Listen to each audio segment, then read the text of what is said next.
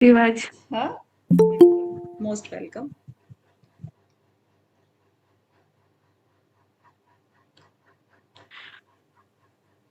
ओम योगेन चित्तस्य पदेन वाचा मलं शरीरस्य च वैद्यकेन योपाकरोतं प्रवरं मुनीनां पतञ्जलिं प्राञ्जलिरानतोऽस्मि। ओम शांति शांति शांति। बहुत सुंदर। चित्त की शुद्धि के लिए जिन्होंने योग का प्रवर्तन किया, वाणी की शुद्धि के लिए जिन्होंने व्याकरण, और मलों की शुद्धि के लिए जिन्होंने आयुर्वेद का ज्ञान मनुष्य को दिया, उन मुनि को मैं अपना अंजलिबद्ध करके प्रणिपात ज्ञापन करती हूँ। प्रणाम करती हूँ। बहुत सुंदर। तो एक बार सीक्वेंस बनाते चले, जो बच्चे भी नए हैं, क्योंकि अभी क्या है कि रोज रोज थोड़े थोड़े नए ऐड हो रहे हैं, उनके लिए एक बार सीक्वेंस बना दे जरा। ये हमने प्रेयर की है अभी, जो अभी मानसी कलिता जी ने पढ़ी है। ओके, ये प्रेयर है जो महर्षि पतंजलि जी को नमन किया है। पहला ही पाद है समाधि पाद, और इसको हमने सूत्रों में पिरोया है। कितने? 51। ठीक है, तो 51 सूत्र हमारे हैं। इनमें से जो स्टार्टिंग होती है अथ योग अनुशासनम, सबसे पहले योगश चित्त वृत्ति निरोध तदा दृष्टु स्वरूपे अवस्थानम, चित्त की वृत्तियों का निरोध योग बताया गया है, और दृष्टा का अपने स्वरूप में स्थित हो जाना समाधि की अवस्था में आ जाना है। ठीक है, तो ये मंजिल दिखा दी है महर्षि पतंजलि ने। फिर वृत्तियों का है कि वृत्ति क्या है, वृत्ति के समरूप अन्य लोग दिखाई पड़ते हैं, और वृत्तियां 5 प्रकार की बताई हैं, कलिष्ठ और अकलिष्ठ। ठीक है, और इन्हीं वृत्तियों को आगे एक्सप्लेन किया है, नाम दिया है पांचों वृत्तियों का। जो ऊपर बताई ना 5 वृत्तियां हैं, प्रमाण विपर्य विकल्प निद्रा स्मृति, और इन्हीं वृत्तियों को फिर आगे 7 से लेकर के 11 सूत्र तक एक्सप्लेन किया है।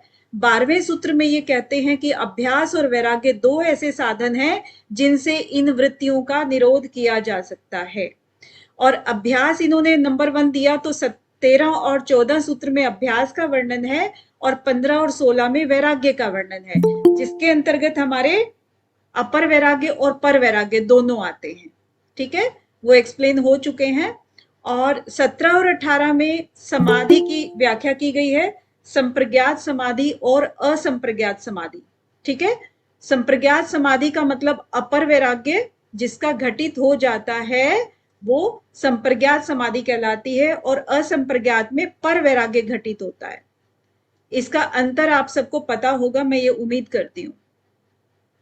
फिर है पूर्व जन्म के साधकों के लिए। आप में से अगर किसी को भी थोड़ा सा भी डाउट हो किसी सूत्र में, तो आप मुझसे पूछ सकते हैं।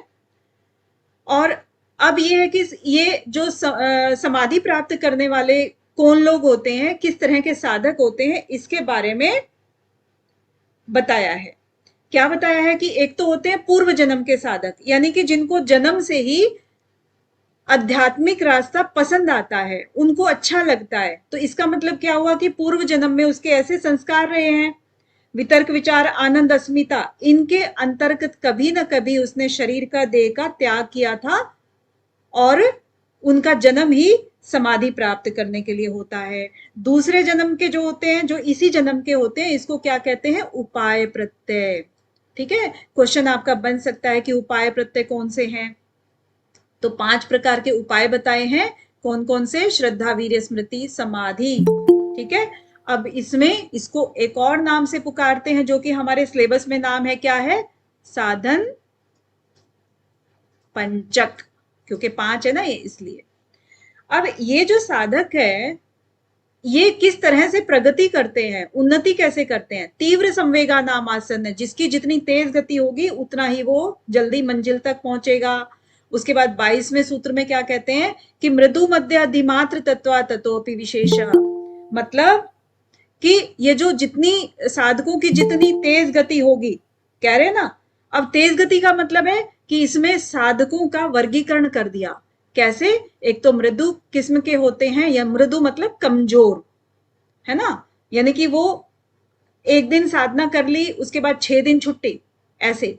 और मध्य मतलब करते तो रोज है, लेकिन बिल्कुल थोड़ा थोड़ा करते हैं। अधिमात्र तत्वात, यानी कि जो उनमें अधिमात्र हैं, यानी कि बहुत तेज गति से चलने वाले हैं, वो 3 कैटेगरी इन्होंने बता दी है साधकों की। ठीक है, अब यहां तक साधकों का वर्गीकरण करने के बाद एक फिर आता है कि ईश्वर प्रणिधानात्वा, जो पहले अभ्यास और वैराग्य बताया था, इसके अलावा वो एक और चीज बता रहे हैं, एक और तरीका बता रहे हैं कि आप उस तरीके से भी कर सकते हो समाधि की प्राप्ति।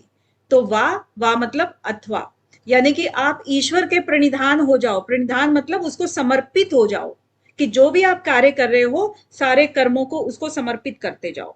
ठीक है, देन आगे क्या है, ईश्वर के 24, 25 और 26 में ईश्वर के गुण बताए हैं। क्या क्या गुण है इसके? कलेश, कर्म, विपाक, आशय, इन चारों से क्या है, वो अपरामृष्ट है, इससे अछूता है, उसको कहा है ईश्वर। वो पुरुषों में जो विशेष है उसको ईश्वर कहा है। और ईश्वर का क्या गुण था? तत्र निरतिशयम सर्वज्ञ बीजम, यानी कि वो अतिशय है। अतिशय मतलब साधारण जन, और निरतिशय मतलब वो साधारण नहीं है, असाधारण है, यानी कि सबसे विशेष है, सबसे खास है वो, और सभी बीजों को जानने वाला है। इसके बाद 26 में क्या कहते हैं कि पूर्वे शाम अपनी गुरु कालीन अनवच्छेदात, यानी कि पूर्व में जितने भी गुरु रहे हैं, चाहे वो वशिष्ठ ऋषि, यानी कि महान से महान गुरु भी जो रहे हैं, उनका भी जो गुरु है उसकी बात कर रहे हैं। और काल से भी परे है, वो काल की पहुंच में नहीं है, काल के बंधन में नहीं है। 27वें सूत्र में क्या कहते हैं कि उसको कहते क्या है? प्रणव, उसको प्रणव के नाम से बोला गया है। राइट, 28वें में क्या कह रहे हैं? तज्जपस तदर्थ भावनम, यानी कि उसको उसकी अर्थ भावना के साथ ही जानना चाहिए। राइट, इस चीज को आप याद रखेंगे, अभी आगे अपना काम आएगा ये वाला, अर्थ भावना के साथ उसको जानना चाहिए। आगे 29 में क्या कह रहे हैं? जब आप अर्थ भावना के साथ जानोगे, तब आपकी प्रत्यक्ष चेतना, यानी कि जो आपकी आंतरिक चेतना है, वो जागृत हो जाती है, अधिगम कर जाती है, सीख जाती है, और उससे अंतरायों का भी अभाव हो जाता है। अंतराय मतलब बाधाएं, आपकी जितनी भी योग मार्ग में बाधाएं आती हैं, उन सब का भी अभाव हो जाता है। ठीक है, अब ये अंतरायों की बात की है, तो अब आगे हम अंतरायों की बात करेंगे कि कौन कौन सी अंतराएं, कौन कौन सी बाधाएं आती है योग मार्ग में। व्याधि, सत्यान, संशय, प्रमाद, आलस्य, अविरति, भ्रांति दर्शन, अलब्ध भूमिकत्व, अनवस्थितत्वानि, चित्त विक्षेपास्ते अंतराया।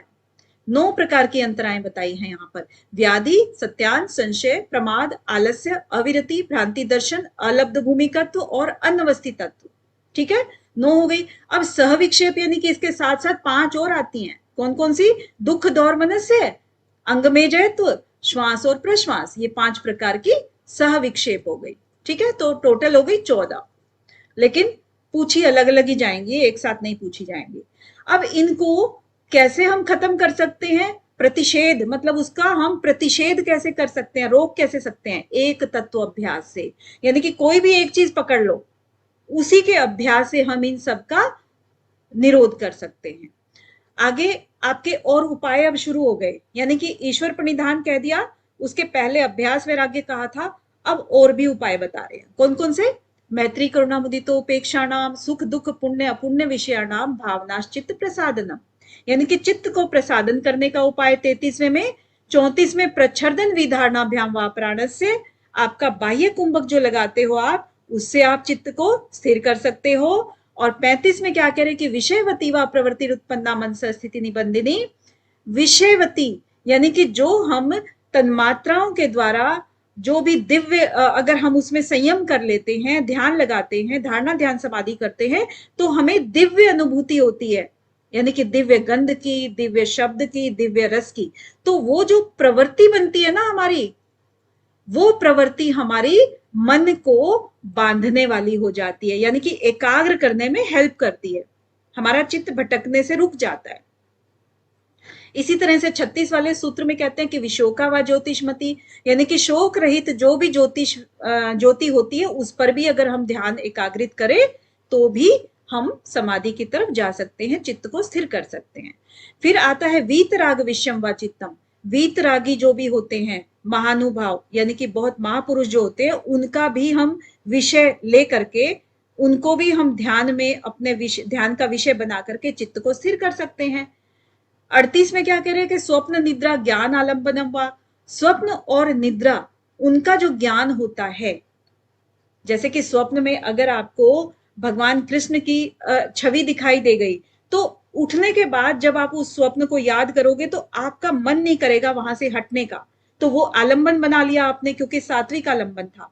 तो इसीलिए वो भी प्रवृत्ति जब आपकी पनपती है तो चित्त को एकाग्र करती है। 39वें में एट लास्ट ये बोल देते हैं कि यथाभिमत ध्यानाद्वा, जितने भी उपाय ऊपर बताए हैं उनमें से आप जिसमें भी ध्यान कर लो, ठीक है, क्योंकि अलग अलग आदमियों के इस संसार में अलग अलग नेचर होता है, स्वभाव होता है। तो किसी का किसी कार्य में मन लगता है, किसी का किसी में मन लगता है।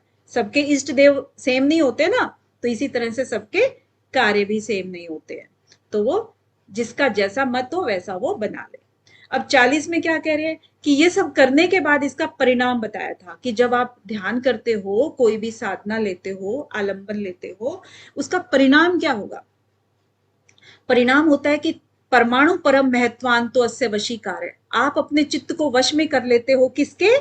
एक तो सूक्ष्म से सूक्ष्म चीज में, परमाणु सूक्ष्मतम, ठीक है, परमाणु में, और परमाणु के बाद दूसरा महान। महान मतलब एकदम बहुत बड़ा, आकाश जितना भी चाहे हो चाहे वो, ठीक है।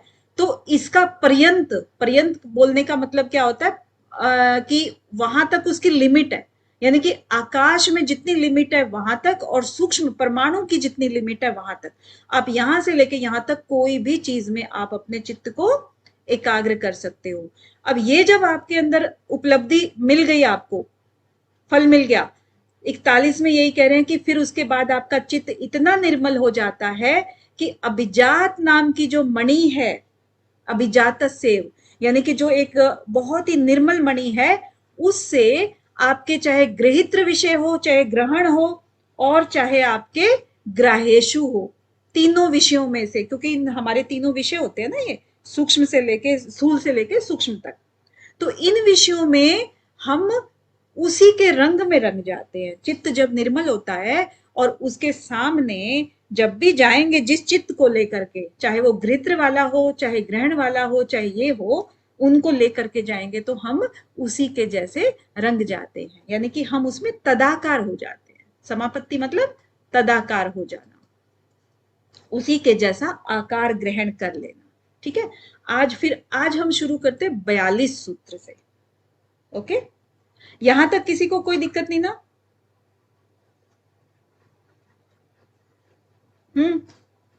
मैम एक बार 39 बता दो प्लीज। 39 स्वाति जी पूछ रही हैं। ओके, यथाभिमध्यानाद्वा।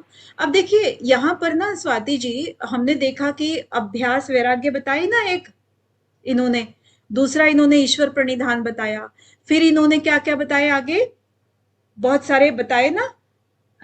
तीसरे नंबर पे क्या बताया आपके, ये जो प्रच्छर्दन, और उससे पहले मैत्री करुणा मुदिता, फिर उसके बाद विषयवती, फिर उसके बाद वीतराग, और ऐसे ऐसे करके बहुत सारे उपाय बता दिए इन्होंने, ठीक है। यहां कह रहे हैं कि इतने सारे उपाय, देखिए एक साधक नहीं कर सकता इतने सारे उपाय, कर पाएगा क्या स्वाति जी? कि वो ईश्वर प्रणिधान भी हो रहा है, वो ये वाला काम भी कर रहा है, वो ये भी कर रहा है, ये भी कर रहा है, ये भी कर, सब चीजों में अगर भागेगा ना तो किसी भी चीज में एक्सपर्ट नहीं हो पाएगा, क्योंकि एक ही चीज, एक ही रास्ता अपने आप में बहुत बड़ा रास्ता है। इसीलिए वो कह रहा है कि एक ही रास्ते पर चलो ताकि आप एकाग्र कर सको। मेन पर्पस क्या है? चित्त की वृत्तियों का निरोध करना। अगर हम हर तरफ जाएंगे तो चित्त की वृत्तियां तो हमारी वैसे ही डिस्टर्ब हो जाएंगी, है ना स्वाति जी? तो एक ही रास्ते पर जाना है। तो ये कह रहा है कि यथाभिमत ध्यानाद्वा, यानी कि यहां पर अगर भांति भांति के लोग हैं, उनकी प्रकृति, उनका स्वभाव अलग अलग है, तो अगर किसी का मन कर रहा है अभ्यास वैराग्य में जाने का तो वो यहां चला जाए, किसी का मन कर रहा है भक्ति भाव में तो वो ईश्वर के प्रणिधान हो जाए, किसी का मन कर रहा है कि उसको सामाजिक कार्य करने लेकिन बहुत ही शुद्ध आत्मा के साथ करने तो मैत्री करुणा कर ले, किसी को लग रहा है कि वो वीतरागी यानी कि किसी गुरु बना करके किसी को और उसी को बस समर्पित होना चाहता है तो वो कर ले, है ना। और किसी को लग रहा है कि स्वप्न में जो उसको बहुत अच्छा किसी ने प्रेरणा दे दी है तो वो उसी के वशीभूत होकर के आगे बढ़ रहा है तो वो कर ले। इसका मतलब है कि यथाभिमत, जिसका जैसा मत हो वहीं पर वो ध्यान टिका ले। क्लियर है स्वाति जी? हाँ जी, आप जब तक नहीं कहेंगे हम आगे नहीं बढ़ेंगे। I think I have used additional plans for my conversation. I don't know if it's right or not. Chaitanya ji, आपका माइक ऑन है, आप प्लीज ऑफ कर दें। ओके, चलिए ठीक है, आगे बढ़ते हैं हम 42 सूत्र में। अभी तो यहां पर हम बात कर रहे थे कि क्षीण वृत्तिर यानी कि हमारा चित्त जो है ना निर्मल हो चुका है यहां पर तो, लेकिन आगे इसी को थोड़ा सा और एक्सप्लेन करते हैं। और कैसे एक्सप्लेन करेंगे कि हम स्टेप बाय स्टेप कैसे आगे बढ़ रहे हैं, चित्त निर्मल जो कर रहे हैं ना हम, उसके लिए हम स्टेप बाय स्टेप कैसे बढ़ रहे हैं। तो यहां पर भी महर्षि पतंजलि देखो वही काम कर रहे हैं कि यथाभिमत ध्यानाद्वा, क्योंकि जिसको जैसे समझ में आ रहा है वैसे आप समझ लीजिए, बात वो वहीं जाकर खत्म कर रहे हैं। ठीक है, यहां पर भी इन्होंने खत्म कर दी कि चित्त निर्मल कर दिया इन्होंने। ठीक है, चित्त को निर्मल कर दिया स्थिर करके, और आगे फिर एक और चीज समझाते हैं इसको, किस तरह से और निर्मल करोगे, कैसे कैसे स्टेप बाय स्टेप बढ़ोगे।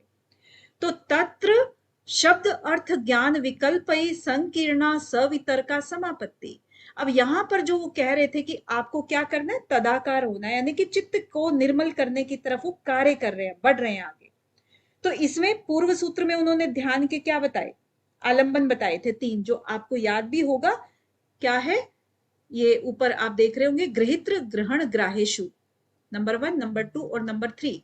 अब जो सूत्र के सीक्वेंस के अकॉर्डिंग हम चले तो ये हाईएस्ट है और ये मीडियम है और ये लोएस्ट है, यानी कि हमें यहां से स्टार्ट करना होता है। अगर हम स्टार्ट करते हैं ना किसी अभ्यास को तो यहां से स्टार्ट करेंगे, यहां पर हम बीच में मध्य में पहुंचेंगे और यहां उच्चतम अवस्था में पहुंचेंगे। ठीक है, ऐसे हम चलेंगे। तो सबसे पहले हम ग्राह्य की बात करेंगे, क्योंकि हम स्टार्ट कर रहे हैं अभी अपने आप को निर्मल करने के लिए। कैसे स्टार्ट कैसे होता है कि तत्र शब्द अर्थ ज्ञान विकल्पई, यानी कि शब्द अर्थ और ज्ञान, ये 3 शब्द होते हैं, शब्द अर्थ और ज्ञान, इनका जब विकल्प बना रहता है, संकीर्णा, संकीर्णा मतलब मिला जुला हुआ, मिला हुआ, ठीक है, उसको क्या कहते हैं, सवितर्क समापत्ति। अब क्या अर्थ हुआ इसका कि शब्द अर्थ और ज्ञान, मान लीजिए एक शब्द है, शब्द क्या मानोगे आप, गाय मान लीजिए, गाय एक शब्द है। ठीक है, राइट ना, गाय कैसे लिखा जाता है, ग को आ की मात्रा और य, इसको क्या कहेंगे, शब्द। एक तो आपका शब्द हो गया, दूसरा इसका अर्थ निकल के आता है। अर्थ क्या होता है कि गाय का चित्र आपको दिखा दिया है, तो आपको ये शब्द के साथ में चित्र दिखा दिया है तो आपको इसका अर्थ समझ में आ गया। जैसे हम नर्सरी में पढ़ते हैं, चित्र दिखा दिखा के चीजों को याद कराते हैं। ठीक है, एक होता है ज्ञान। ज्ञान के अंदर क्या है कि आपको उसके गुण जो होते हैं ना वो पता लगते हैं, कि शब्द से और अर्थ से जिसको आप उस चीज को जान पाए, उसकी चीजों को, उस शब्द को जो जान पाए गहराई से कि इस शब्द के अंदर क्वालिटीज क्या क्या हैं, तो वो ज्ञान हो गया। ठीक है, तो ये 3 चीजें हैं, शब्द अर्थ और ज्ञान विकल्पई। जब इनका विकल्प बना रहे, अब विकल्प कैसे कहेंगे कि हमने बिल्कुल साधना जो है ना, मेडिटेशन स्टार्ट किया है, स्टार्ट करते समय हमने सोचा कि भगवान कृष्ण के हम अगर भगत हैं तो भगवान कृष्ण की हमने सामने मूर्ति रख ली, फिर उनका देखा, पहले तो ये था कि शब्द था, हमने शब्द पढ़ा कृष्ण, उसके बाद सामने मूर्ति देख ली या चित्र देख लिया या मूर्ति देख ली। ठीक है, तो मूर्ति से फिर हमने उसके गुण देखे कि वो कब पैदा हुए थे, उन्होंने क्या क्या लीलाएं की, तो वो सब चीजें हमारी स्मृति में हमने रख ली। अब जब हम फर्स्ट टाइम मेडिटेशन कर रहे हैं, पहली बार कर रहे हैं, तो इसके अंदर, क्योंकि मेडिटेशन की क्या एक दिशा होती है, एकाग्र करने की सीधी दिशा होती है ना, कि आप यहाँ पर बैठे हो और यहाँ पर आपकी कोई भी ऑब्जेक्ट रखा है, ठीक है। अभी ऑब्जेक्ट रखा है मतलब मूर्ति रखी है, आप यही कहोगे ऑब्जेक्ट यहाँ पर क्या है, मूर्ति, और वो भी कृष्ण की। आपने यहाँ पर आंखें खोल करके ध्यान मेडिटेशन स्टार्ट किया, यहां पर आपके अब कभी तो शब्द सामने आ रहा है, कभी उसका अर्थ सामने आ रहा है, और कभी उसके ज्ञान सामने आ रहा है, ठीक है। तीनों चीजें आपकी एक पाइप के अंदर है। पाइप मतलब आपकी बहुत मेडिटेशन की एक स्ट्रेट लाइन है, आपकी उन तीनों चीजों में शब्द, अर्थ और ज्ञान।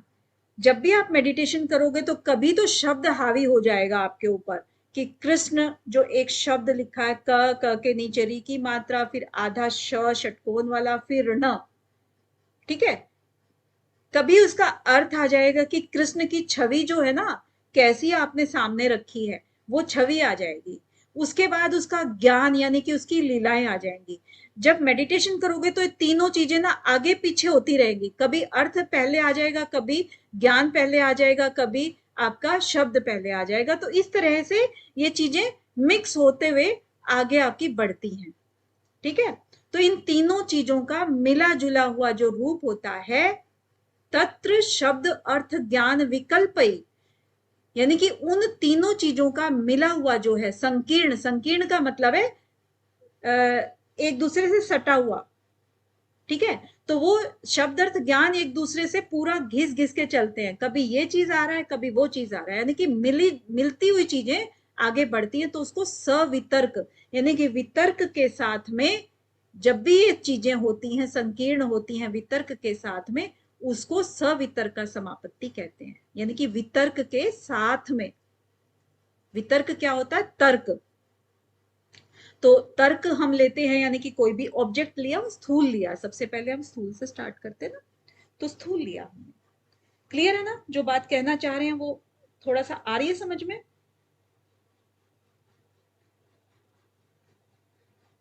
अंजू जी को आ रही है, मानसी जी को आ रही है, और मैम विकल्प का एक बार वापस शब्द का अर्थ बताए ना। देखिए विकल्प होता है जो बहुत सारी चीजें हैं, मान लीजिए अब यहाँ पर बहुत सारी चीजें क्या है, शब्द, अर्थ और ज्ञान, तीन चीजें हैं ना यहाँ पर, इनको कहते हैं बहुत सारी चीजों में से किसी एक चीज को चुनना। अब तीन चीजें हमारी साथ साथ में चल रही हैं, तो कभी तो हमने शब्द हमारे चित्त पे हावी हो गया, कभी अर्थ हावी हो गया, और कभी आपका ज्ञान हावी हो गया, जूही जी, ठीक है। तो वो विकल्प है, यानी कि कभी ये आ रहा है, कभी ये आ रहा है, कभी ये आ रहा है, एक साथ चित्त में सारी चीजें नहीं आ सकती, एक साथ चित्त में एक ही चीज आ सकती है, ओके। तो ये विकल्प होता है। तो शब्द अर्थ ज्ञान विकल्पई, यानी कि शब्द अर्थ और ज्ञान का विकल्प बना रहता है जब, और संकीर्ण वो रहता है कि कभी कोई चीज आ रही है आगे बढ़ के, कभी कोई चीज आ रही है।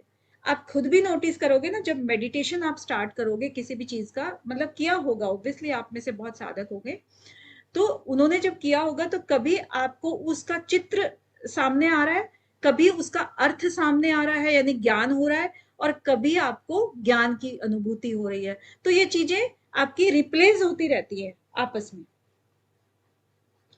क्लियर है जोई जी विकल्प का? Yes ma'am clear. तो सबको क्लियर है, आगे बढ़े। सवितर्क हो गया है हमारा, सविचार और कर लेते हैं, ठीक है।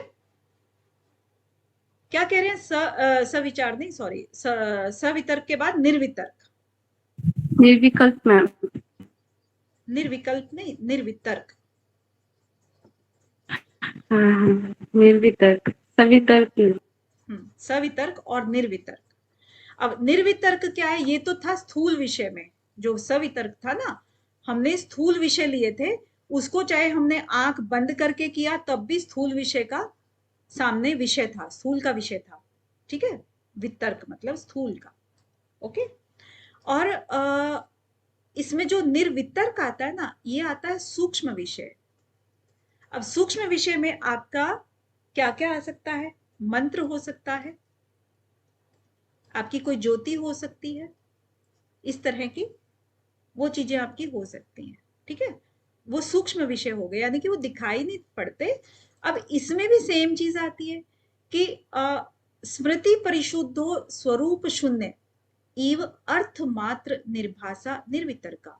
देखिए मंत्र में आपका जो मंत्र लिखा रहता है, जैसे कि गायत्री मंत्र है, गायत्री मंत्र जो लिखा रहता है तो उसके शब्द हो गए, ठीक है, फिर उसका अर्थ हो गया और फिर उसका ज्ञान हो गया, तीनों चीजें हो गई सेम, ठीक है। तो स्मृति परिशुद्धो स्वरूप शून्य इव अर्थ मात्र निर्भाषा, केवल अर्थ मात्र रह जाए तब, जब हमें केवल अर्थ मात्र की प्रतीति हो तब वो निर्वितर्क समापत्ति हो जाती है, यानी कि शब्द गायब हो जाते हैं और उसका ज्ञान भी गायब हो जाता है, केवल अर्थ मात्र रह जाता है। ऊपर मैंने आपको एक चीज नोटिस कराई थी, देखिए क्या कराया था, एक यहाँ पर जो ईश्वर के बारे में था कि तज्जपस्त तद अर्थ भावनम, यहां पर इन्होंने निचोड़ दे दिया था कि अर्थ भावना के साथ में ही हमें जप करना चाहिए। तो अर्थ भावना कब पनपती है? लास्ट में, यानी कि जब शब्द और ज्ञान आपके विलुप्त हो जाए तब अर्थ भावना आती है। अब स्मृति परिशुद्धो मतलब जो आपकी स्मृति रही है ना, यानी कि जो चीजें हमने सुनी हैं, सुनी कैसे, मंत्र किससे सुनते हो आप? आगम, यानी कि किसी पहले जो महापुरुष रहे हैं उनसे आपने मंत्रों की चर्चा सुनी, उसके प्रभाव सुने, ये सब चीजें आपने सुनी हैं और उसके आधार पर अनुमान लगाया कि मंत्र जाप करने से ये फायदे होते हैं, है ना, अनुमान के हिसाब से हो गया। तो आगम और अनुमान ज्ञान जो हुआ उसका जो स्मरण आपको रहता है, वो स्मरण जब आप विस्मृत कर देते हो, उसको आप छोड़ देते हो, क्योंकि आपका जो तदाकार होना है ना वो केवल और केवल अर्थ मात्र के लिए होना है। आपने उसके सुनी हुई चीजें भी भुला दी, स्मृति हुई, स्मृति जो चीज थी वो भी भुला दी और आपने उसके फायदे भी भुला दिए, ठीक है, कि वो उन्होंने क्या कहा था अनुमान के आधार पर कि ये हो जाएगा वो हो जाएगा।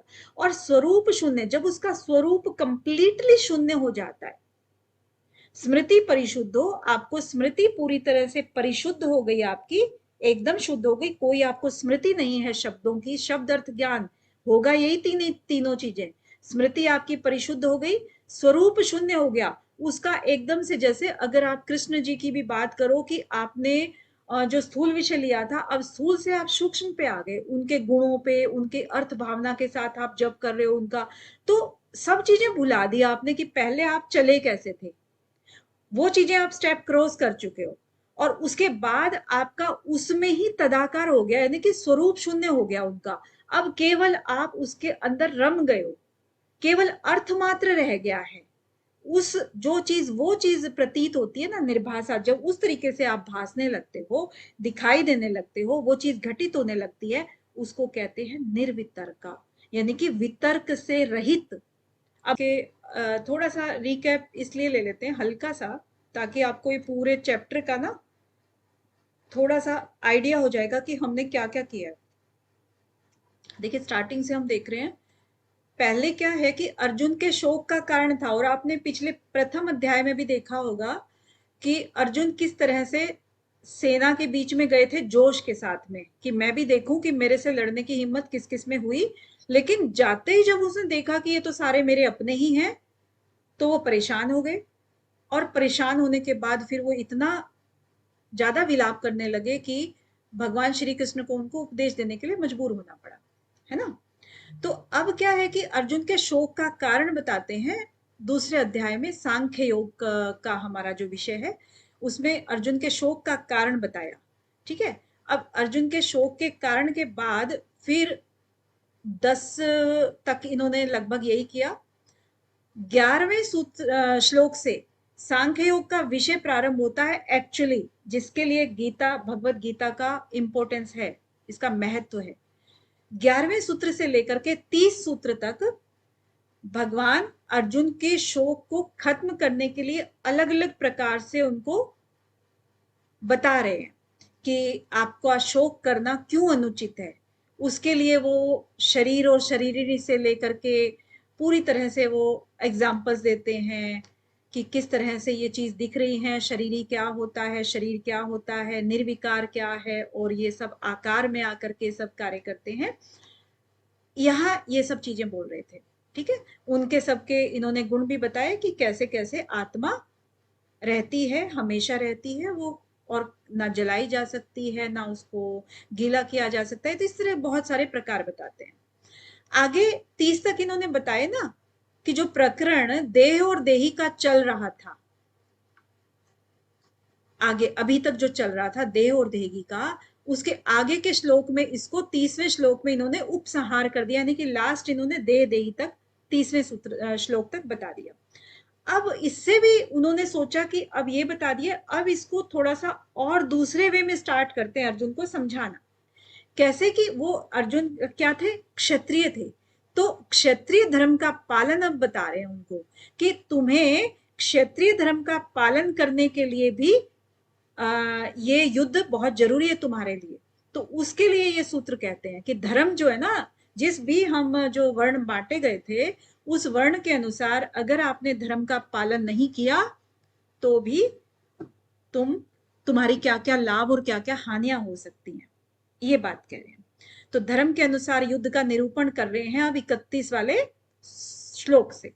हाँ जी प्रिंस जी, अब जरा स्टार्ट कीजिए। स्वधर्ममपि चावेक्ष नाभिकम्पितुमर्हसि धर्म्यादियुधाश्रेयोऽन्य क्षत्रियस्य न विद्यते। बहुत ही सुंदर। अब इसमें क्या कह रहे हैं कि अपने क्षत्रिय धर्म को, यानी कि क्षात्र धर्म जो तुम्हारा है, क्षत्रिय धर्म है, उसको देखकर भी तुम्हें विकंपित अर्थात कर्तव्य कर्म से विचल नहीं होना चाहिए, क्योंकि धर्म में युद्ध से बढ़कर क्षत्रिय के लिए कोई कल्याणकारक कर्म नहीं है। क्योंकि जो क्षत्रिय धर्म होता है वो लड़ने के लिए, यानी कि युद्ध वगैरह कर्तव्य के लिए, उन सब के लिए माना जाता है कि कर्तव्य का पालन तुम्हारा तभी माना जाता है जब तुम अपने धर्म का आचरण करते हो। तो इसमें ये क्या कह रहे हैं कि स्वधर्म अपि च अवेक्ष्य, यानी कि अपने क्षात्र धर्म, स्वधर्म जो तुम्हारा है, क्योंकि क्षत्रिय धर्म में जन्मे हैं तो इनका क्या हो गया, क्षत्रिय धर्म हो गया। च अवेक्ष्य, अवेक्ष्य मतलब उसको देख करके भी, न विकंपितुम, तुम्हें कर्तव्य कर्म से विमुख या विचलित नहीं होना चाहिए। विकंपितुम मतलब विचलित, तुम्हें नहीं होना चाहिए। अर्हसि मतलब होना चाहिए। धर्म्यात् ही युद्ध्यात्, यानी कि जो धर्म है तुम्हारा वो युद्ध करना ही है। धर्म में युद्ध से बढ़कर क्षत्रिय के लिए अन्यथा क्षत्रियस्य न विद्यते, क्षत्रिय के लिए अन्य कोई भी युद्ध से बढ़कर धर्म नहीं है, कोई भी श्रेष्ठ कार्य नहीं है। ठीक है ना। तो अब क्या था ना कि अर्जुन के मन में अपने कुटुंबियों के मरने का जो शोक था और गुरुजनों के मारने का जो पाप का भय था, और यहाँ पर कुटुंबियों का वियोग हो जाएगा और उनके अभाव में दुख पाना पड़ेगा, ये शोक था। और परलोक में भी जो है ना, वो कह रहा था तरह तरह की वो बहाने बना रहे थे कि परलोक में भी पाप के कारण नरक में दुख भोगना पड़ेगा, और ये सारा भय उसको सता रहा था। अब भगवान ने अर्जुन का शोक दूर करने के लिए 11 से लेके 30वें श्लोक तक शरीरी का वर्णन किया, शरीर का वर्णन किया, और अब अर्जुन का भय दूर करने के लिए क्षत्रिय धर्म का पालन करने के लिए भी कह रहे हैं। ठीक है ना। तो ये तरह तरह से समझा रहे हैं इसको। अब जैसे कि मान लीजिए 4 धर्म है, 4 धर्म कौन कौन से बताए हैं। ब्राह्मण, अगर सबसे पहले देखे ब्राह्मण, ब्राह्मण का कौन सा होता है धर्म, पूजा पाठ में, पूजा पाठ में, हाँ पूजा पाठ, किसी का मतलब ये है ना, किसी को विद्या देना, इस तरह का जो धर्म होता है वो ब्राह्मण का होता है। अगर वो उस धर्म का पालन ना करे, दूसरा कोई धर्म करे, तो वो उस धर्म के विरुद्ध है। और इसी तरह से ब्राह्मण के बाद क्षत्रिय आता है। अब क्षत्रिय अगर रक्षा ना करे समाज की, तो वो फिर धर्म का पालन नहीं कहलाया जाएगा। और इसके बाद वैश्य, वैश्य अगर व्यापार ना करे तो फिर वो अपने धर्म का पालन नहीं करना, यानी कि धर्म से विमुख कहा जाएगा। और शूद्र, शूद्र के लिए कहते हैं कि अगर उसका सेवा भाव है मालिक के लिए, तो अगर वो ना करे तो वो अपने शूद्रता का, धर्म का पालन नहीं हुआ। ठीक है। तो ये सब चीजें बांटी हुई हैं, लेकिन ये क्या है, आपके कर्मों के हिसाब से हैं, जन के हिसाब से नहीं है। कर्म जिसका जैसा आप निर्धारित कर लेते हैं, उसी के अकॉर्डिंग आपको व्यवहार करना चाहिए। तो ये तो खैर जन्म है या जो भी है, लेकिन आजकल यही बोलते हैं कि कर्मों के हिसाब से वर्ण है। ओके, तो आगे कौन पढ़ेंगे? क्लियर है ना ये वाला? आगे कौन पढ़ेगा? संजीत जी। यदृच्छया चोपपन्नां स्वर्गद्वारमपावृतम् सुखिनः क्षत्रियः पार्थ लभन्ते युद्धमीदृशम्। हाँ जी, बहुत ही बढ़िया। जैसे कि अपने आप प्राप्त हुआ, यदृच्छा, अपने आप प्राप्त हुआ, ये जो युद्ध है, जो अभी जो युद्ध कुरुक्षेत्र का है, इस युद्ध की बात करें कि ये जो युद्ध है जो अपने आप ही तुम्हें प्राप्त हो गया है, तो ये स्वर्ग के द्वार जो है, तुम्हारे स्वर्ग का दरवाजा जो है, अपावृतम, यानी कि जो तुम्हारे स्वर्ग के दरवाजे खुल गए हैं। इसमें क्या है? अपावृतम, यानी कि तुम्हारे लिए जो ये युद्ध अभी बना बनाया मिल गया है ना, तो इसके लिए तो तेरे स्वर्ग के द्वार वैसे ही खुल गए हैं। क्योंकि क्षत्रिय के लिए क्या बताया? क्षत्रिय का धर्म समाज से धर्म की रक्षा करना और अधर्म का नाश करना, इसके लिए लड़ना जो है क्षत्रिय का धर्म है। और अगर उस धर्म का तुम्हें चलना है, तो ये तो तेरी इच्छा पूरी हो रही है, स्वर्ग का द्वार अपने आप खुल रहे हैं। सुखिनः क्षत्रिय पार्थ लभन्ते युद्धम ईदृशम, यानी कि हे प्रथा नंदन, ये क्षत्रिय बड़े सुखी और भाग्यशाली होते हैं जिनको ऐसा युद्ध प्राप्त होता है। ठीक है ना? तो युद्ध न करने से क्या हानि होती है? देखिए, लाभ तो इन्होंने बता दिए यहां पर। ओके, अब हानि बताते हैं आगे। युद्ध न करने से हानि क्या होगी, ये बताते हैं 33 वाले सूत्र में। हाँ जी, अंजू जी ने उठाया था हाथ, एक बार अंजू जी से पूछ लेते जी हैं। जी, अथ चेत त्वम् इवं धर्मं संग्रामं न कृष्यसि ततः स्वधर्मं कीर्तिं च हित्वा पापम् अपास्यसि। हाँ, लेकिन ये धर्मम पढ़ा है आपने, ये थोड़ा सा गलत पढ़ा है। मानसी जी। जी मैम, ट्राई करूंगी। धम्मर्यम मैम, धम्मर्यम, धैर्यम, धैर्यम। धर्यम। अथ चेतत्वमिमं धर्म्यं सॉरी मैम।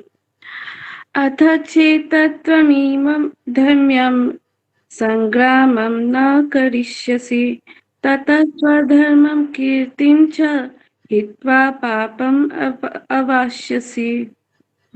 अवाप्स्यसि। तो अब ये क्या कह रहे हैं कि धर्म युद्ध नहीं करते हो तो हानि क्या होती है? अब इसको अगले 4 श्लोकों में कहेंगे, 33, 34, 35 और 36। ठीक है, लाभ क्या कहे इसने? 2 श्लोकों में कहे, और हानि जो है 4 श्लोकों में कहेंगे, ध्यान रखना। ठीक है, इससे क्या है ना, आपको थोड़ा सा आइडिया हो जाएगा कि भगवत गीता में कहां पर क्या क्या चीजें हैं।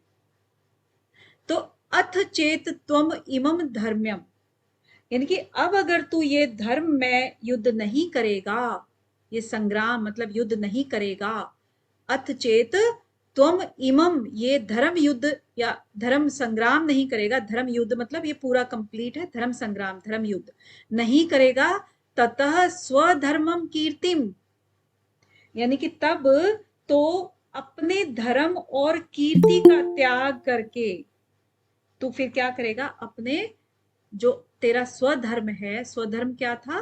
क्षत्रिय धर्म है, और कीर्ति जो है तुम्हारी, उसका भी क्या है? हित्वा पापम अवाप्स्यसि, और तू उसका त्याग करके पाप को प्राप्त होगा।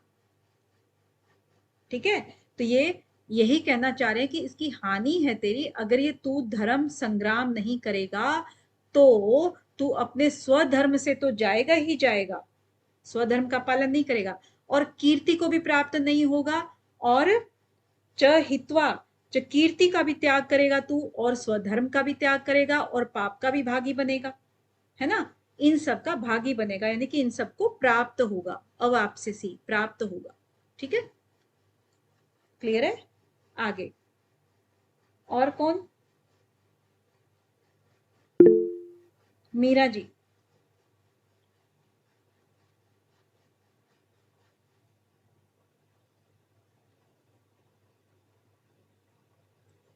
जी मीरा जी। मैम थोड़ा सा कुछ वो गड़बड़ हो रही थी। ऊपर करना है।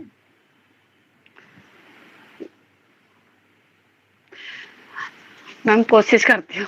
हाँ हाँ बिल्कुल कीजिए। अकीर्ति चापि भूतानि कश्यन्ति ते अव्ययाम् संभावितश्च च कीर्ति मरणात् मरणात् अतिरिच्यते। अतिरिच्यते।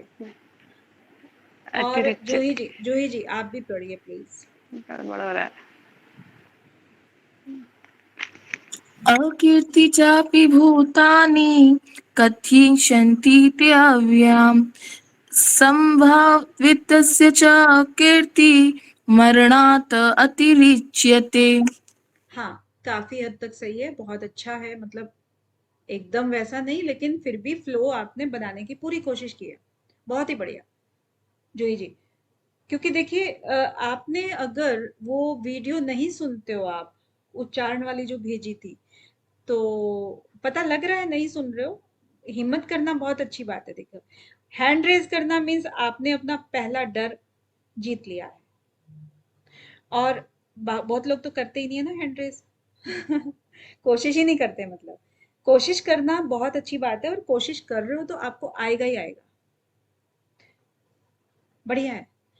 अब क्या कह रहे हैं कि अकीर्तिम च अपि भूतानि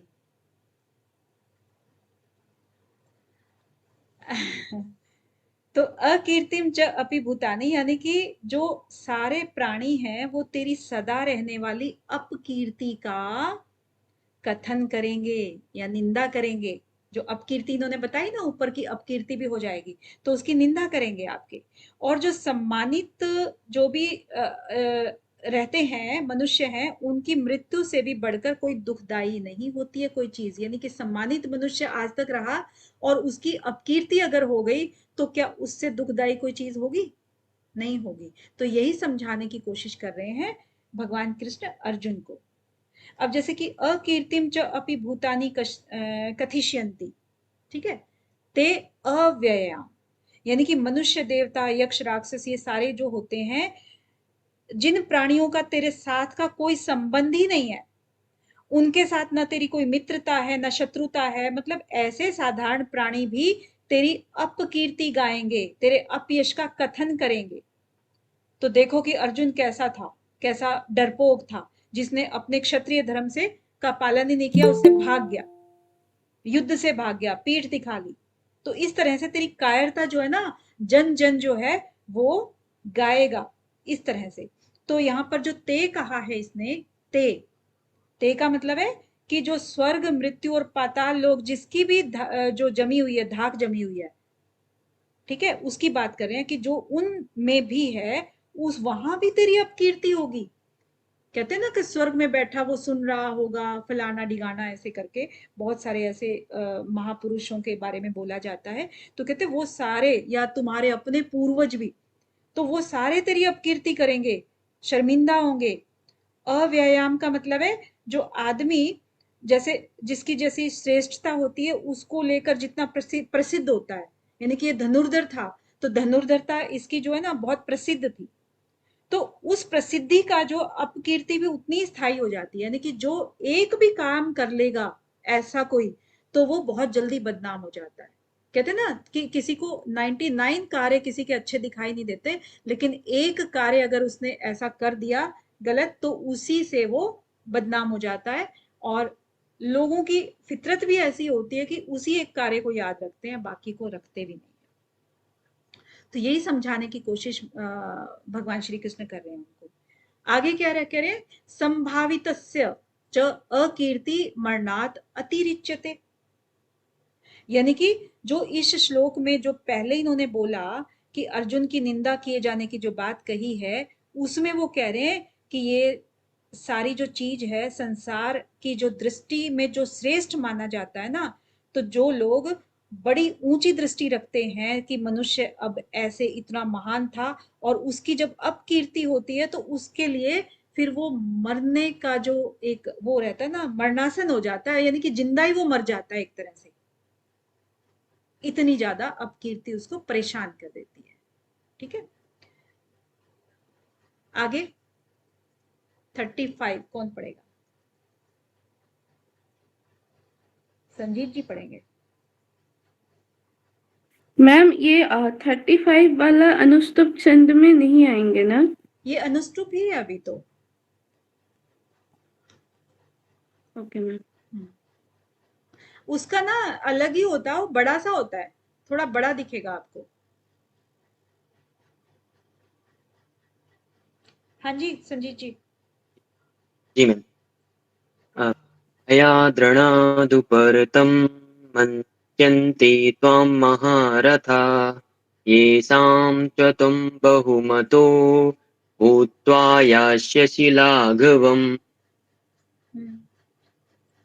तो इसमें क्या कह रहे हैं कि जैसे महारथी लोग होते हैं वो तुझे भय के कारण युद्ध से हटा हुआ मानेंगे, और तू जो है ना बहुमान्य हो चुका है, यानी कि बहुमत, बहुमत मतलब बहुमान्य, सभी लोग तेरे को मानते हैं, बहुत ज्यादा तेरी इज्जत करते हैं कि ये बहुत ही महान योद्धा है, तो उनके लिए तू जो है ना लघुता को प्राप्त हो जाएगा। ठीक है, लाघवम, जो तेरे को बहुत मानते हैं और उनके लिए तू तुच्छ हो जाएगा, फिर तेरे को वो कायर समझेंगे। कहने का मतलब यही है। क्या कहते हैं कि भयात रणात, यानी कि जो तू समझता है कि मैं अपने कल्याण के लिए युद्ध से मतलब हटा हूं, उपरत हुआ हूं, उपराम हुआ हूं, मस्यन्ते त्वाम महारथा, तो ऐसी कोई मान्यता है जैसे कि लोग उसको फिर तेरे को भय के कारण मानेंगे कि तू भय के कारण हटा है, ऐसे नहीं हटा है। ठीक है, और आगे क्या कहते हैं कि जो अगर तू युद्ध से निवृत्त होगा तो बड़े बड़े महारथी जो लोग होंगे वो तेरे को यही कहेंगे कि तू, तेरा अपना स्वार्थ था इसमें, इसीलिए क्योंकि तेरे स्वजन तेरे मारे जा रहे थे, तू युद्ध में कायर था, क्षत्रिय धर्म का पालन नहीं किया, इसीलिए युद्ध से जा रहा है, उपरम हो रहा है, उपराम हो रहा है। ये शाम च त्वम बहुमत है, और वो लोग जो तेरे को मानते थे, बहुत अच्छा योद्धा समझते थे, वो तुझे तुच्छ समझेंगे, फिर लाघवम, तुझे युद्ध से हटा हुआ समझकर तेरे को तुच्छ समझ मान लेंगे। क्लियर है ना? ओके, आगे अब कौन पढ़ेगा? मानसी जी। जी मैम। अव्यांच वदांच बहुन वदस्यन्ति तव अहितः निन्दन्त तव सामर्थ्यं ततः दुःखतरं नु किम्। बहुत ही बढ़िया, बहुत सुंदर। अब देखो मानसी जी को पढ़ना आ गया है बहुत अच्छा पढ़ रही है मानसी जी। तो क्या कह रहे हैं कि अवाच्य वादान च बहुना, कि जो तेरे शत्रु लोग हैं, जो तेरी सामर्थ्य की निंदा करते हुए बहुत से न कहने योग्य वचन भी तेरे को कहेंगे, उससे बढ़कर और दुख की क्या बात होगी भाई। जो तेरे शत्रु हैं वो तो तेरी निंदा के लिए वैसे भी वो उत्साहित रहते हैं हमेशा ही। तो क्या है कि अहित नाम शत्रु का है, अहित करने वाले का है। जो अहित होता है ना, यहाँ पर जो अहित की बात की है, अहिता, जो हित नहीं चाहता है, और हित नहीं चाहता है तो उसको दूसरे शब्दों में क्या कहते हैं? शत्रु। यही कहते हैं क्या? हित न चाहने वाले को। तो कौन कौन है वो? अर्जुन की तरफ से दुर्योधन हो गया, दुशासन हो गया, कर्ण हो गया, यानी कि तेरे वैर न रखने पर भी वो स्वयं तेरे साथ वैर रखकर, तूने तो वैर नहीं रखा लेकिन वो तो वैर रख रहे हैं ना, तो वो तेरा अहित करने वाले हैं। तो वो तेरी सामर्थ्य भी जानते हैं कि तू बहुत सूरवीर है उनके सामने, लेकिन ऐसा जानते हुए भी वो तेरी सामर्थ्य की निंदा करेंगे। अवाच्य वदन, जो नहीं बोलने वाले वचन हैं वो भी वो बोलेंगे। वदिष्यन्ति तव अहिता निंदन्तः तव सामर्थ्यम, वो तेरी सामर्थ्य जानते हुए भी तेरी निंदा करेंगे। ततः दुखतरम न किम नु किम, तो इससे बड़ा दुख और क्या हो सकता है? इससे बढ़कर अत्यंत भयंकर दुख एक क्षत्रिय के लिए, एक वीर योद्धा के लिए और क्या होगा? ठीक है ना? तो इस तरीके से उसको कन्विंस करने की कोशिश कर रहे हैं भगवान श्री कृष्ण। ठीक है, अभी क्या है, युद्ध करने के लाभ बता रहे हैं। फिर से पहले क्या बताए थे? 2 सूत्रों में उन्होंने, 2 श्लोकों में, शुरू में 2 श्लोकों में भी युद्ध करने के लाभ बताए। फिर इन्होंने 4 श्लोकों में युद्ध करने की हानि बताई, और अगले फिर 2 श्लोकों में युद्ध करने के लाभ बता रहे हैं। क्लियर है?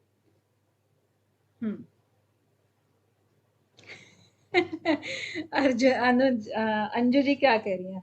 ब्लैकमेल कर रहे हैं? बढ़िया है। तो ये कौन पढ़ेगा अभी? 37 युद्ध करने के लाभ। मीरा जी का हाथ दुख गया होगा शायद। हाँ, बहुत देर से खड़ा हुआ है हाथ। और यही है क्या 3? और नहीं है कोई? और भी ट्राई करो भाई।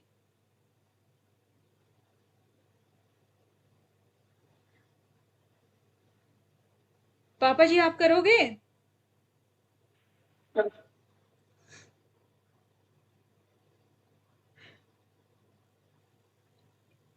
नहीं करें, उनको स्पीकर ही नहीं खोलना आएगा।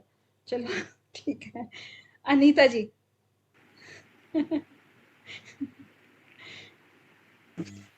जी मैम। 35।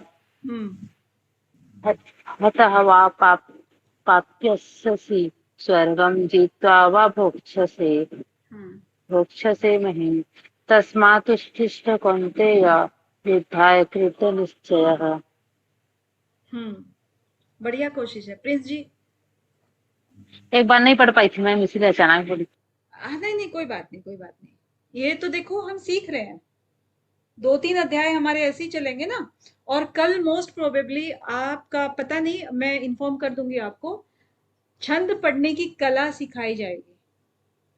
एक हमारे बीच के रहे हुए हैं, वो आपको पूरी तरह से क्लास देंगे कि छंद में कितने कितने वर्ण होते हैं, कैसे उसका उच्चारण करना चाहिए, और इस तरह की एक कक्षा का आयोजन करने का सोचा है। देखते हैं, अगर होता है तो मैं इन्फॉर्म कर दूंगी आपको। ठीक है, आगे। हाँ, इसका था ना प्रिंस जी, मैंने कहा था आप पढ़िए प्लीज। हतो वा प्राप्स्यसि स्वर्गं जित्वा वा भोक्ष्यसे महीम् तस्मादुत्तिष्ठ कौन्तेय युद्धाय कृतनिश्चयः। बहुत सुंदर, बहुत ही सुंदर। कहते हैं कि अगर युद्ध में तू मारा जाएगा तो तुझे स्वर्ग की प्राप्ति होगी, जैसे उसने कहा था कि स्वर्ग में भी, स्वर्ग तक के द्वार तेरे लिए खुले हैं। और अगर युद्ध में तू जीत जाएगा तो पृथ्वी पर राज भोगेगा। तो इसीलिए क्या कहते हैं कि अतः तस्मात अतः उत्तिष्ठ कौन्तेय, हे कुंती पुत्र उठो, युद्धाय कृत निश्चय, और युद्ध करने का निश्चय कर। कि हतः वा प्राप्स्यसि स्वर्गम, हतः मतलब मारा जाएगा, हतः मतलब मारा जाएगा, है ना? यदि तू मारा गया तो भी, और प्राप्स्यसि स्वर्गम, अगर मारा गया तो आपको स्वर्ग मिलेगा तुझे। जित्वा वा भोक्ष्यसे महीम, महीम मतलब कोई आपका महीम होता है, जैसे पृथ्वी का राज्य। मही आपने सुना होगा ना, आप ऐसे रिलेट करना सीखो। मह, हम उपनिषदों में पढ़ते हैं ना, मह, मह किसको कहते हैं? पृथ्वी लोक को। यही होता है क्या? गलत हूं या ठीक हूं? मैम सही है। सही यस मैम। है। तो इसीलिए यहाँ पर महीम का प्रयोग हुआ है। तो क्या है, अगर जीत गया तो महीम यानी कि पृथ्वी का राज्य भोगेगा। तस्मात उत्तिष्ठ, इसीलिए हे कौन्तेय उठ, योद्धाय कृत निश्चय, और युद्ध करने का निश्चय कर। ठीक है, क्लियर है ना? कोई ज्यादा मुश्किल नहीं है। जो भगवत गीता के श्लोक है ना, बहुत मुश्किल नहीं है। इनको थोड़ा सा भी ध्यान से पढ़ते हैं, हमें ठीक लगता है, आसान लगता है। आगे कौन पढ़ेगा? नेक्स्ट 38। सुख मैम एक बार दुखे समय कृत्वा हाँ, एक मिनट, कौन बोला? लाभालाभो जयाजयो हाँ, तथा युद्धायुजस्व न एवं पापम अवाप्यसि। ओके, चलिए शिवी जी मैम पढ़े। एक बार मैं पढ़ नहीं, कोई बात नहीं, मीरा जी सही है। शिवी जी, शिवी जी। मैम एक बार मैं पढ़ लूं। मानसी जी पढ़ाएंगे एक बार। शिवी जी न्यू है, मतलब अभी तक इनका टर्न आया नहीं है। सुख दुखे समे कृत्वा लाभालाभो जयाजयो ततो युद्धाय युज्यस्य नैवं पावं वाप्यसि। पापम अवाप्स्यसि। ठीक है, अब पापं देखो। हाँ, अवाप्यसि। हाँ, अभी देखो इसमें क्या है ना कि ये लय बनती है तो पढ़ने में भी मजा आता है, अच्छा लगता है ना पढ़ना। मैम एक बार प्रिंस जी की तरह ट्राई करके देखो। कर लो जी, कर लो। करो। सुख दुखे समे कृत्वा लाभालाभौ जयाजयो ततः युद्धाय युज्यस्व न एवं पापम् अपास्यसि। बहुत सुंदर, बढ़िया। कोशिशें हमेशा कामयाब रहती हैं, है ना? तो मैम हे, एक बार मैं पढ़ तो हे मैम अंजू, उठ और पढ़ा कर। हाँ। मानसी जी। पढ़िए पढ़िए। सुख दुखे समे कृत्वा लाभालाभो जयो तथा युद्धाय युज्यस्व न एवं पापम अवाप्स्यसि। बहुत सुंदर, देखिए आ गया। इसी को अगर तुम वैसे भी आप लोग पढ़ो ना बार बार, तो आपको खुद मजा आता है। और दूसरा क्या फायदा होता है, किसी भी एक चीज को करने से एकाग्रता बढ़ती है। वो हमें बेनिफिट तो साइड में हो रहा है, फ्री में फिर। हम्म? यानी फालतू जो हमारी वृत्तियां हैं, विचार हैं, उनसे हमें छुटकारा मिलता है। चलिए आगे। सुख दुखे समे कृत्वा। अब यहाँ पर युद्ध करने के लाभ बताए जा रहे हैं, इस चीज का ध्यान रखना। एक लाभ क्या बताया इन्होंने ऊपर, कि अगर तू मारा जाता है तो तेरे को स्वर्ग मिलेगा, और अगर तू जीत जाता है तो तेरे को पृथ्वी का राज्य मिलेगा, और इसीलिए तू उठ के युद्ध कर। ठीक है, इसके बाद क्या कह रहे कि सुख दुखे समे कृत्वा, यानी कि जो सुख दुख या हानि लाभ, लाभ है लाभव जया जयो, यानी कि चाहे लाभ है या हानि है, जय है या अजय है। अब यहाँ पर जया जयो जो लिखा है ना, जया जया, आ का जो डंडा है, इट मीन्स ये आ नहीं है, जय है, प्लस में अजय है। जय और अजय, ये दो चीजें लिखी हुई हैं, लाभ और अलाभ। ठीक है, लाभ या हानि, अलाभ को हम क्या कह देते हैं, हानि। ठीक है, लाभ और अलाभ, इस तरह से इन्होंने क्या है कि जो छंद वगैरह लिखते हैं, पहले भी अपनी चर्चा हुई है, तो वो छंदों को करने के चक्कर में थोड़ा सा चीजों को आगे पीछे कर देते हैं। तो लाभ है, अलाभ है, यानी कि लाभ और हानि, जय और अजय, इनमें जब सम हो जाता है, सम मतलब तुम्हें उसमें समान चीजें दिखती हैं, कि तुम्हें लाभ होने से जरा ज्यादा खुश नहीं होना है, हानि होने से दुख नहीं होना है, तो ये चीज सोच करके तू युद्ध में लग जा। कि तुझे ऐसा मत सोच कि मेरे को स्वर्ग की प्राप्ति होगी या मेरे को पृथ्वी का राज्य भोगना है, ऐसा सोच के नहीं। तेरा कर्तव्य है, तू कर्तव्य का पालन करना है तूने, तो इस प्रकार तू पाप को प्राप्त नहीं होगा। अगर तू ये सोचेगा तो पाप को प्राप्त नहीं होगा। ततः युद्धाय युजस्व, यानी कि अगर तू ऐसा सोचता है तो तू फिर युद्ध में लग जा, तथा युद्धवा युजस्व, तो फिर तू युद्ध में लग जा। एवं इस तरह से युद्ध करने से, जैसे इसने पहले बोला, तो पापम यानी कि तू पाप को अवाप्स्यसि प्राप्त नहीं होगा। क्लियर है? पापम अवाप्स्यसि। ओके, जो इसने कहा ना, जैसे लाभ है लाभो जया जयो, इसको समभाव में कहा है कि समभाव को प्राप्त हो। तो समभाव में हम देखते हैं ना कि जो कर्तव्य पालन होता है और उस कर्तव्य पालन करते हुए हम उसको कर्मों को ईश्वर को समर्पित करके करते हैं सारे चीज, यानी कि निष्काम। काम जो होता है ना, एक तो सकाम होता है और एक होता है निष्काम। अब पहले जो अर्जुन थे वो क्या है, सकाम की चर्चा कर रहे थे कि मैं अगर ये करूंगा तो दुख मिलेगा मुझे, मेरे को नरक प्राप्त होगा, इससे अच्छा मेरे को पाप लगेगा, इससे अच्छा मैं भीख मांग के खा लूंगा, मैं ये कर लूंगा वो कर लूंगा। तो सकाम की बातें कर रहे थे ना। अब भगवान उसको कह रहे हैं कि तू समभाव में आ जा, निष्काम भाव कर, जो भी कर रहा है अपना कर्तव्य समझ के कर, तब तू पाप का भागी नहीं बनेगा, पाप को प्राप्त नहीं होगा। ठीक है, क्लियर है ना? ओके। अरे टाइम ज्यादा हो गया है, आज 8 ही रखें क्या? या 2 और करने हैं? जल्दी से बताएं। 2 कर लेते हैं मैम। ठीक है, 2 और हो जाए तो ठीक है। हाँ, 10-10 का एक रहेगा। ओके, चलिए फटाफट पढ़िएगा। अब कर्म योग का विषय आ रहा है, धीरे धीरे देखिए। हाँ, धीरे धीरे कर्म योग का विषय आ रहा है। रंजना जी प्लीज।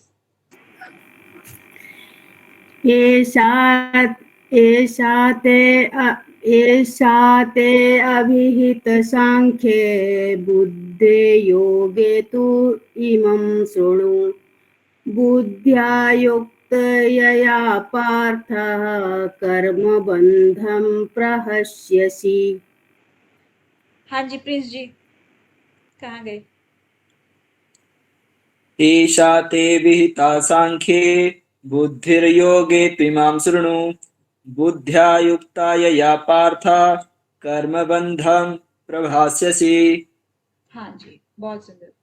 तो क्या है, कह रहे कि हे पार्थ, पार्थ नाम आया ना यहाँ, हे पार्थ, ये समबुद्धि तेरे लिए पहले सांख्य योग में कह चुके हैं कि समबुद्धि जो है वो है। अब समबुद्धि कही है सांख्य योग में, तो इसको कर्म योग के विषय में अब सुन।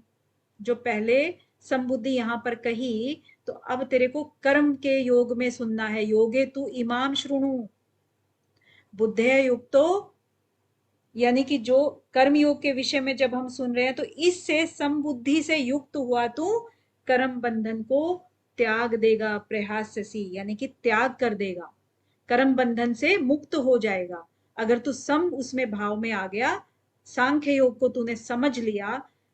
क्या कहते कि हे प्रथा पुत्र, ये बुद्धि तेरे लिए ज्ञान योग सांख्य योग के विषय में, यानी कि ज्ञान योग का मतलब है जब तुमने सांख्य योग को समझ लिया तो ज्ञान की प्राप्ति हो गई ना, तो इसके विषय में अब तू निष्काम कर्म योग करेगा ना, तो इससे तू बुद्धि के जो कर्म है, जो भी तू कर्म करेगा, उन कर्म के बंधन से मुक्त हो जाएगा, अपने आप को मुक्त रखेगा निष्काम कर्म से।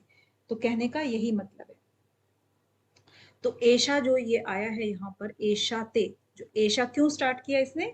ऐशा मतलब जो हमने पहले समबुद्धि की बात की थी यहाँ पर, समीकृत्वा, जो समबुद्धि की बात की थी ना, कि समबुद्धि का वर्णन जो सांख्य योग में 11 से लेकर के 30 श्लोक तक इन्होंने वो शरीर और शरीरी इस तरह से इन्होंने कहा कि सम रहो, दुख मत, चाहे शरीरी तो अमर होता है, किसके लिए दुख करना है, अगर ये विकारी भी होता, अगर जन्म भी लेता, तब भी तुझे दुख करने की जरूरत नहीं थी। तो अल्टीमेटली वो सम भाव में उसको स्थित होने की बात कर रहे थे। तो उसमें स्थित होकर के भी तू इसको कर्मों का तू उस हिसाब से कर्म बंधन में नहीं फंसेगा, निष्काम कर्म करेगा। ठीक है। और इमाम किस लिए कहा इसने? कि जो इस संबुद्धि में जो कर्म योग के विषय में कहा है, वो संबुद्धि कर्म योग में कैसे प्राप्त होगी, इसका स्वरूप क्या रहेगा, इसकी महिमा क्या है, इसके लिए इन्होंने कहा है कि तू सुन, आगे सुन। तो आगे सुनाएगा अभी कर्म बुद्धि में, कर्म योग में जो संबुद्धि है वो क्या काम करती है। तो बुद्धिया युक्तो यानी कि जो अर्जुन के मन में जो युद्ध करने से जो पाप की संभावना थी ना कि मेरा पाप बढ़ेगा, उसके लिए कह रहा है कि बुद्धिया युक्तो, ये जो बुद्धि से युक्त, यथा पार्थ कर्म बंधन प्रयाससी। तो ये जो संबुद्धि होने से पाप लगता ही नहीं है, ठीक है, यथा पार्थ कर्म बंधनम प्रयाससी, पाप नहीं लगता है सम होने से। वो क्योंकि कर्तव्य का तू कार्य कर रहा है, निष्काम भाव से कर रहा है, इसीलिए इसका पाप नहीं लगेगा। ओके, तो हमारा 39 हो गया। अब एक लास्ट कर लेते हैं, ये कौन पढ़ेंगे? जी संजीत जी। यनेहाभिक्रमनाशो अस्ति प्रत्यवायो न विद्यते स्वल्पमप्यस्य धर्मस्य त्रायतो महतो भयात्। हाँ, बढ़िया। तो ये न इ अभिक्रमनाशः अस्ति प्रत्यवाय न विद्यते, यानी कि इस प्रकार कर्म करने से न तो कोई हानि होती है, स्वल्पम अपि अस्य धर्मस्य त्रायते महत भयात्, और न ही फल रूप दोष लगता है, अपितु इस निष्काम कर्म की थोड़ी सी भी प्रगति जन्म मृत्यु के महान भय से रक्षा करती है। यानी कि मनुष्य लोक जो है, इह लोके, यानी कि ये जो मनुष्य लोक है, इसमें संबुद्धि जो रूप होता है धर्म का, वो आरंभ का नाश नहीं होता, यानी कि अभिक्रमनाश, जो अभी है, अभी का मतलब आरंभ, आरंभ का क्रम नाश नहीं होता है, आरंभ का नाश नहीं होता है। तो न अस्ति, न अस्ति जो न है यहाँ पे, क्रम नाश न अस्ति, तो ये होता है, नहीं होता है मतलब। और प्रत्यवाय, प्रत्यवाय मतलब कि उल्टा फल जो है वो न विद्यते, और उसका फल भी नहीं होता है, ठीक है। स्व अल्प यानी कि थोड़ा सा भी, अपि मतलब भी, स्वल्प, स्वल्प होता है ना, थोड़ा सा भी, अस्य धर्मस्य, जो इस संबुद्धि का जो धर्म है, ठीक है, त्रायते, त्रायते मीन्स रक्षा कर लेता है। त्रायते, त्राही माम, आपने सुना होगा ना, त्राही माम, रक्षा करो, रक्षा करो। तो वो थोड़ा सा भी जो ये है आपका धर्म है, वो रक्षा कर लेता है भयात, किससे, भय से, ठीक है। तो ये जो मनुष्य लोक में इस संबुद्धि रूप के जो धर्म है, उसका आरंभ का नाश ही नहीं होता है, और इसके अनुष्ठान का फल उल्टा, मतलब इसके फल जो है वो देता ही नहीं है, निष्काम हो गया ना, तो फल ही नहीं देता, यानी कि कर्म बंधन में नहीं बनता है। और थोड़ा सा भी अगर तू इसका अनुष्ठान कर लेता है, तो जन्म मरण के भय से भी तू मुक्त हो सकता है, मुक्त हो जाएगा, ठीक है, क्लियर है।